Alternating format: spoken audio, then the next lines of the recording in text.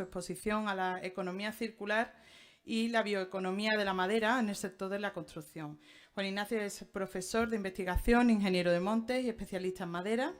Actualmente es el director del Laboratorio de Productos de la Madera para la Construcción en el INCIFOR y CIFOR INIA del CSIC, laboratorio que cuenta además con la acreditación ENAC. Y toda su vida profesional la ha dedicado a la caracterización, técnicas de fabricación, optimización y uso de los productos de madera destinados al mercado de la construcción. Sus más recientes trabajos de investigación versan sobre la protección por diseño de los productos de la madera para la mejora de su vida en servicio, así como sobre los valores medioambientales de este producto o de esta gama de productos, aspecto este último sobre el que ahora mismo nos va a hablar. Muchas gracias. Pues nada, muchas gracias por la invitación a hablar de un tema que para nosotros es fundamental que se entienda, porque precisamente en gran cantidad de charlas que intervenimos en el sector de la construcción siempre hay una gran preocupación por el uso de la madera y los aspectos medioambientales que hay detrás de ello. Y como van a ver a continuación, esto no obedece a una realidad. Bien, lo primero bueno, aquí.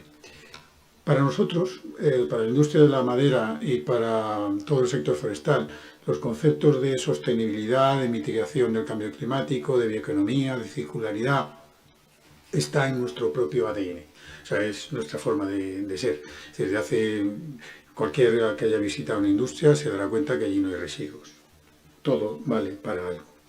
Entonces, nosotros, en nuestra industria, nuestra forma de operar está inmersa claramente dentro del ciclo de las materias primas, de las reutilizaciones y demás, es decir, que no haya ningún tipo de residuo, utilizamos absolutamente todo lo que se produce, pero también influimos e intervenimos en los ciclos de la energía, del aire, de los nutrientes y del agua. Eso sí, siempre bajo un criterio estricto de sostenibilidad y de intervención positiva mitigando el cambio climático. De esto es de lo que yo a continuación voy a hablar. Voy a ir tocando los diferentes conceptos. El primero de ellos es el de la sostenibilidad. Una cuestión no conocida por la sociedad en general ni por los profesionales de la construcción que luego van a utilizar nuestros materiales, es que la gestión forestal, lo que nosotros llamamos silvicultura, la llevamos a cabo con una serie de técnicas y modelos que están totalmente contrastados durante cientos de años. Esto no exime la innovación y la investigación, que hay y mucho, incorporando nuevos aspectos, pero la gestión forestal es algo que venimos haciendo desde hace muchísimo tiempo, como van a ver a continuación en un ejemplo que les voy a poner. Y la gestión forestal siempre, y cuando digo siempre, está orientada hacia la pervivencia del bosque. Es decir, esas imágenes que nosotros estamos viendo del cortar y talar y quemar, eso solamente se da en determinados tipos de bosque, fundamentalmente bosques no ordenados, que se dan en la zona de la Amazonía y demás, donde hay una serie de gestiones, donde no hay gestión forestal realmente. Por eso Europa ha puesto una serie Europa y prácticamente todo el mundo occidental, una serie de políticas que ahí están marcadas, la EUTR y FLEGT, que van hacia conseguir que en el mercado no aparezca ningún tipo de producto que no tenga garantizada la legalidad de su extracción. Y luego la gestión forestal que nosotros realizamos, la que se realiza en España, en toda Europa, en Norteamérica y demás, está certificada externamente por una serie de organismos internacionales, vamos, como en los laboratorios, el ISO 9000, el ISO 14000, etc. Está todo perfectamente comprobado y contrastado. Y cuando nosotros aprovechamos forestalmente un monte, ¿qué ventajas tenemos con ello? Pues lo primero y más importante es que hay una notable reducción del riesgo de sufrir incendios. Luego, el aprovechamiento forestal crea empleo rural y fomenta una imagen social del monte. Yo les voy a hacer una simple pregunta. ¿Han oído ustedes alguna vez en la prensa que haya habido algún incendio en las montañas de las provincias de Soria y Burgos? No lo ha habido. ¿Por qué? Pues porque allí existe lo que se llama la suerte de pinos. Es decir, cada persona que ha nacido en un pueblo de allí saca del bosque una determinada cantidad de dinero de las rentas de las cortas que se realizan. Entonces, cuando ven cualquier cosita que hay, una pequeña nube de humo, allí salen arreando todos porque es su dinero. ¿Vale? Se protege aquello de lo cual sacas algo. Este tipo de montes que vemos en muchos sitios, no gestionados, abandonados, y demás, son los que realmente arden. La gestión forestal, por otra parte, es absolutamente compatible con el mantenimiento de cualquier tipo de estrategia de protección de fauna y floras locales, áreas CEPA, CEC, planes nacionales, redes Natura, etc. Y ahora van a ver ustedes un ejemplo que los que son de Madrid les va a resultar muy cercano, los que conozcan Madrid, que es el tema del monte de Balsaín, que es un monte productivo que está aquí al lado, en la Sierra de Guadarrama, donde se va básicamente pino silvestre. Es un monte que pertenece a la corona desde 1761 y del que ha salido gran parte de la madera que se ha utilizado en todo el Madrid histórico que vemos a nuestro alrededor. La madera es la mejor, sin lugar a dudas, calidad de pino silvestre a nivel. El pino silvestre es una especie europea que se da desde la taiga hasta el sur de la península y la mejor calidad se da ahí en la zona de Balsaín. Ha sido cazadero real y tiene un claro uso recreativo y hay una gran cantidad de aprovechamientos. Las primeras instrucciones de gestión de ese monte se dieron en el siglo XII y desde entonces pues, se ha seguido manteniendo, si bien es cierto que su primer plan de ordenación moderno, lo que nosotros utilizamos, es de finales del siglo XIX. El turno de 120 años, está todo perfectamente certificado, ahí hay acevedas, la cigüeña negra, el buitre, el águila, el lobo, hay servidumbre de la gente de leñas y pastos, está integrado en un parque nacional, Red Natura 2000, en fin, todo lo que os podáis imaginar. Para colmo, hay una serie de usos recreativos, se han rodado películas, ahí tenéis 3 ejemplos claros de películas, de largometrajes, hay constantemente colegios y demás enseñándolo todo.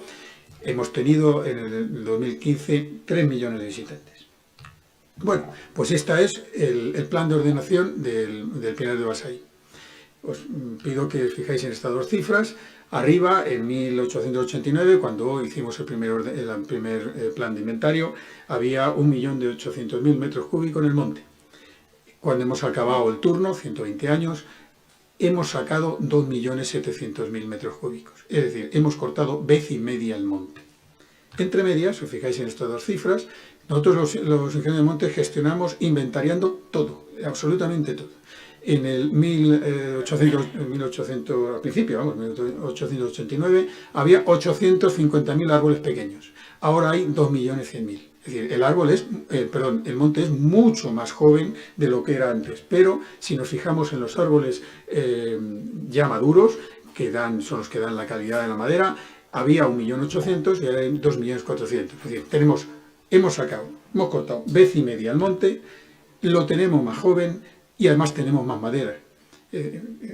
Con lo cual, esto es precisamente lo que nosotros hablamos de la gestión sostenible del recurso, que debe inhibir cualquier tipo de duda respecto a la utilización. Y aquí hay un par de fotos, porque las fotos nos reflejan la realidad. A su mano derecha, esto es el mismo monte, muy cerca de Balsaín, es en Navafría. A la mano derecha, una parcela no gestionada, nuestra, de línea, y a la izquierda, una parcela gestionada. Mismo tramo de edad, más o menos. Ven la diferencia, claramente, ¿no? Uno está gestionado, la izquierda, la derecha no está gestionado. La derecha es la que arde, ¿vale? En fin, sigamos. Ahora vamos a ver otro concepto, la mitigación. Voy a ir saltando conceptos para que se les enciendan luces, ¿no? Nuestro efecto, nuestra intervención en el ciclo del aire, en todo el concepto de mitigación del cambio climático y más concretamente en el CO2. Esta es nuestra cantera, la fábrica de nuestra materia prima, donde con la luz solar, con el CO2 y con un poco de agua hacemos un carbohidrato que es la madera. Y en esa madera queda almacenado todo, el CO2, la energía, todo lo que hay por ahí. Y si utilizamos una norma contrastada, vemos que la madera es básicamente 50% carbono, ¿vale? Esto, cuando uno se pone a calcular, pues ve claramente que un metro cúbico de madera, por ejemplo de pino, para una densidad de unos 500 kilos más o menos, secuestra unos 870 kilogramos de CO2. Es decir, esta madera que está aquí alrededor son botellitas de CO2 almacenado que lleva aquí, pues no sé, a lo mejor 30 o 40 años, que en su momento retiramos de la atmósfera. Aproximadamente, esta cifra es algo mejor que esta, pero bueno, la cifra actual es un poquito mejor. Los bosques españoles secuestran un 19% de las emisiones de CO2 a nivel nacional. Y para que tengan una idea, una plantación joven viene a secuestrar unas 20 toneladas de CO2 por hectárea y año, con la emisión de unos 6 coches al año. Lo que también debo decir, añadiendo al cuadro ese que hemos visto de Balsain, que un bosque joven secuestra más que un bosque adulto. Es más, cuando el bosque ya alcanza su plenitud de edad, hay mucha mortandad y lógicamente hay mucha emisión de CO2. Nos interesa mantener, por lo tanto, los bosques perfectamente gestionados y aprovechados. Si nos fijamos en esto, ahora ya no en el bosque, sino en un producto, por ejemplo, la madera serrada, aquí en rojo ven las emisiones que nosotros producimos a la hora de aserrar el tronco y sacar la madera serrada, que son muy bajas porque es un material que tiene una densidad muy baja. Pero en verde ven el carbono biogénico que esa materia prima lleva y por lo tanto el balance de carbono que una viga cualquiera de madera serrada pues tiene del orden de 1,6 toneladas por tonelada de madera. Si nosotros comparamos con otros materiales, pues aquí ven la comparación. En la última línea ponemos la madera serrada sin tener en cuenta el carbono biogénico, es decir, el carbono que lleva almacenado. Ya ven de por sí que la energía que nosotros necesitamos para mecanizar la madera es muy baja, pero si obviamente incorporamos el carbono biogénico que hemos retirado de la atmósfera, pues las cifras son todas negativas. Es decir, es el único material de construcción que realmente aporta créditos de CO2 al resto de materiales. Quien no se crea las cifras, pues ahí tiene un link donde puede entrar y ver todas las EPDs de gran cantidad de productos de la madera. Si no nos fijamos solo en el CO2, sino que abrimos un poco el panorama a los indicadores habituales de sostenibilidad, pues veremos también el mismo comportamiento. Y en la línea verde he puesto una comparación que quería darles una idea, en la cual verán, cuando ya lo analicen con un poco de tranquilidad, que conforme el producto tiene más densidad, es decir, conforme la madera o el tablero tiene más densidad, la cantidad de CO2 que fijamos es mayor. Es un simple cálculo numérico. Y que cuando sustituimos nuestros adhesivos, los que usamos en nuestra industria, por otros adhesivos de tipo mineral, como puede ser el cemento, fabricando un tablero de madera cemento, pues se invierten totalmente estos valores positivos y lo que pasamos es no a fijar, sino a emitir CO2. Bien. Cuando uno sigue comparando la madera y sus productos con otros productos de construcción típico, aquí vemos dos líneas de producción clásicas de acero y de hormigón, y lo comparamos con la de la madera, y en principio uno ve pues, que es exactamente lo mismo, ¿no? Básicamente. Bueno, pero ¿dónde están las diferencias? Pues las diferencias están en circulitos y cuadraditos rojos, en que nuestros residuos son valorizables energéticamente, siempre y cuando, sobre todo al final de su vida de servicio, siempre y cuando el producto no lleve tratamientos químicos, que entonces tiene que ir a vertedero. Por eso nosotros, y es mi línea de investigación particular, insistimos muchísimo en la protección por diseño, que el diseño constructivo sea la protección de la madera y no incorporar productos químicos para suplir las deficiencias en el diseño que se puedan tener en las casas o en los productos o lo que se construye con ellos. Otra de las diferencias que vemos es la fijación del CO2 biogénico en la materia prima, que ya hemos dicho que en el caso de la madera serrada era del orden de 1,8 kilos por cada kilo de material, y al final ahí ven también las cifras de cómo conseguimos que el balance sea totalmente positivo desde el punto de vista ambiental. Esto que he marcado aquí en rojo entra dentro de lo que entendemos por el ciclo de la energía. Y el resto de cuestiones, ven ustedes aquí también las líneas de fabricación, cómo hay unas líneas ahí puntadas, que es el ciclo de cómo las materias primas reutilizadas se vuelven a entrar otra vez en el proceso de producción. En el caso de la madera, obviamente a nosotros lo que nos interesa es que utilizar el material en aquellas aplicaciones cuyo vida en servicio sea lo más larga posible, porque entonces estamos aumentando el tiempo, la cantidad de madera que estamos estocando, y eso en definitiva son cifras de CO2 retirado de la atmósfera cada vez mayores. Aquí ven un listado de vidas en servicio que habitualmente se utilizan para diferentes tipos de materiales. Por eso, para el sector de la construcción y el mundo medioambiental, para el sector de la madera y el medio ambiente en general, lo que nos interesa es utilizar la madera en aquellos ámbitos en los cuales su vida de servicio sea más larga, en concreto como elementos estructurales. Si nos fijamos en el bosque, hasta ahora nos hemos fijado en los productos, pero nos fijamos en el bosque, vemos, bueno, en la parte de arriba ven pues lo que hemos visto antes, ¿no? Como la fotosíntesis durante el día hace que fijemos CO2 y la respiración por la noche emitamos CO2, pero en una cantidad mínima. Pero cuando nosotros cortamos el árbol y los troncos los llevamos a hacer productos y hacen que ya lo hemos visto en la diapositiva anterior, y hacemos los productos que luego tienen su vida, etc., también en el monte quedan una serie de raíces, una serie de hojas, una serie de ramillas, cosas que no utilizamos, y que eso al final lo que conforma es el humus, mejoramos el suelo. Ese suelo da lugar a que pueda haber más vida en él.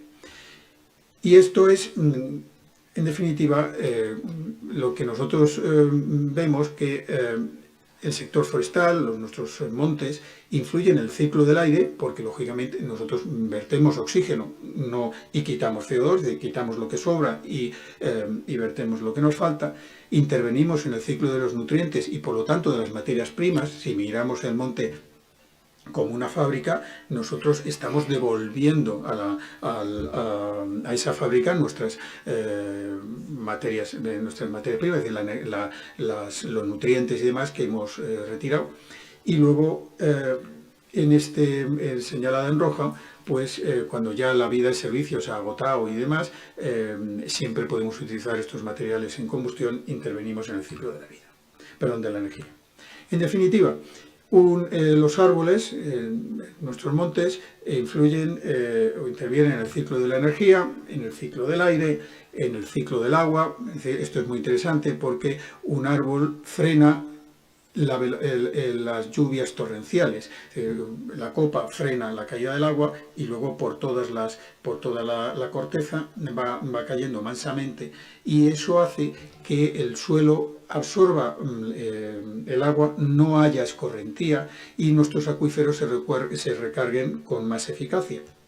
De hecho, gran cantidad de repoblaciones de los años 50 y 40 que se hicieron en España tienen una protección porque están protegiendo cuencas hidrográficas para que el agua se canalice mansamente hacia los acuíferos y hacia los ríos y de ahí hacia los embalses. Si todo eso desapareciera, pues tendríamos un régimen de torrencialidad tremendo. Intervenimos, obviamente, como ya hemos visto antes, en el ciclo de los nutrientes, generando vida alrededor de nuestros árboles, de nuestras fábricas del material. Y a aquel que le guste darle una segunda vuelta a los temas, pues no estamos más que enfrente de los famosos elementos básicos de la vida, que son el fuego, el aire, el agua, la tierra, que conforman un material, otro elemento básico de la vida, la madera, que por intervención de otro, que es el metal, pone en manos del hombre, para que la acompañe desde la cuna hasta la tumba, un material único que puede expresar, cuando se utiliza en construcción, cualquier sueño de diseño, y si no, puede acompañar al hombre en cualquiera de sus necesidades. Y finalmente, otro concepto que quería pasarle, otra pincelada, es en el concepto de la bioeconomía. Nuestra materia prima es viva, por lo tanto, todo el mercado que generamos es bio. Hace años veríais en televisión que aparecían unos anuncios muy divertidos que ponían bioalcohol. Pues yo no conozco un alcohol que no sea de naturaleza orgánica, o sea, no lo conozco. Pero bueno, pues aquí es lo mismo, es decir, la madera es bio y por lo tanto todo el mercado que genera es bioeconómico. A la mano derecha tenéis los productos más sólidos, desde construcción. No os podéis hacer idea la cantidad de productos de madera que hay y nuevos diseños que hay para el sector de la construcción. Combinaciones diversas. Es difícil a veces seguirlo. Nosotros lo ensayamos en nuestro laboratorio y a veces uno tiene que ponerse a pensar qué diablos han combinado, porque realmente es increíble el desarrollo que hay. Productos mobiliario, todo lo que por haber. Y donde está habiendo ahora mismo muchísimo desarrollo es en los subproductos de la fabricación de la pasta de celulosas, donde realmente hasta los licores negros que antes se tiraban y daban lugar a contaminaciones, ahora sacamos plásticos, sacamos productos químicos farmacéuticos, hasta cosméticos, toda la vida y por haber. Se está desarrollando una industria alrededor del bosque y de sus materias primas tremenda. Y ya para acabar esta última diapositiva, simplemente sea a modo de resumen, el aprovechamiento forestal basado en el uso de los planes de ordenación y aplicando las técnicas silvícolas que todos conocemos, permite perfectamente la pervivencia del monte. El aprovechamiento forestal del monte, ya os lo he dicho, asegura la sostenibilidad, reduce la carga de fuego y mejora el riesgo de incendio y promueve empleo rural y mejora la imagen del monte. Otra idea que probablemente no tengáis clara, en España estamos cortando aproximadamente el 35% de lo que producimos. Es decir, tenemos un reservorio del 65% y esto también pasa a nivel europeo. Es decir, podemos cortar muchísimo más de lo que estamos cortando. No tengáis miedo de prescribir madera porque vaya a faltar, que eso puedo asegurar que no ocurre. Y la madera es el único material de construcción que proviene de un aprovechamiento sostenible, es reutilizable y reciclable, aporta certificaciones medioambientales en toda la cadena de custodia del material y además certificadas externamente por organismos como el PEF y FSC.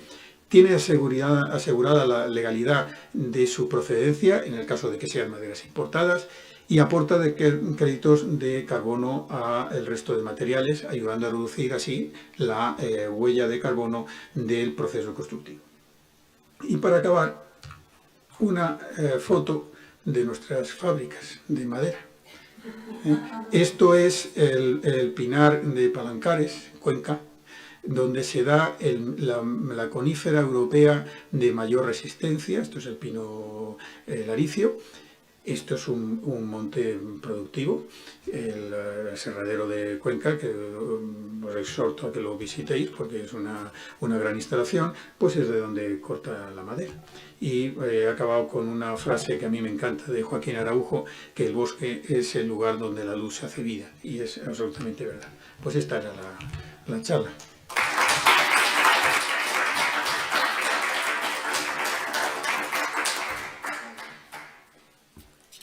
Bueno, pues muchas gracias, Juan, por esta estupenda clase magistral sobre la gestión forestal.